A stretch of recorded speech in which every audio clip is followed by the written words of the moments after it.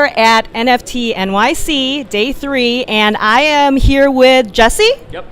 Tell us about what your name, where you're from, what your project is. Tell us everything. Yeah, sure. This is Fondue. I'm the creator behind Bushido Apes. So it's a NFT project based on Bored Ape Yacht Club. I'm one of the first derivative projects, and we have one-of-one playable samurais and peasants. We're also a RPG, complex, gamified, interactive game on the blockchain. So we're really the first people doing that. Complex. Tell us how complex it is. So we have a bunch of different gamified mechanics built into it that I've built in through board game mechanics, kind of like the Among Us. Have you heard of the Among Us game? Yeah. Okay, so I have a mechanic like that. We call it Skinwalker, where somebody in the group is a phony and you're trying to find them out, and then if you win it, you get an NFT. We have combat, which is used on wheels. We have adventures and raids based on different NFTs you get, and your samurai can actually die in the game for the chapter, and then you have to bring them back next chapter. They regenerate. So yeah, I'm kind of doing a lot of gamification that nobody's really doing in the space at this point. Where are you on the roadmap? Is it already in play, or? Yeah. So Bushido Apes has been around for almost 5 months. So I was one of the early creators in the space. As soon as I got my Bored Apes, I had the idea to gamify this. So roadmap 1 is done, and then I've done an update for the roadmap.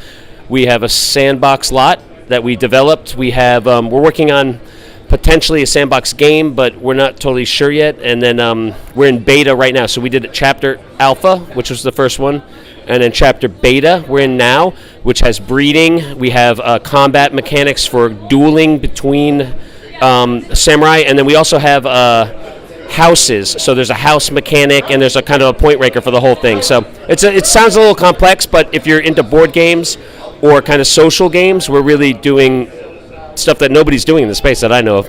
How easy is it for people to participate? Yeah, that's a good question. I think it can be a little daunting if you're not into games. If you're just a collector, this probably isn't a space, a game you want to get involved with, right? Or a collection. Now I have collectors that just have samurais and hold them. There's about 40% of the people don't play. But my community is amazing on Discord.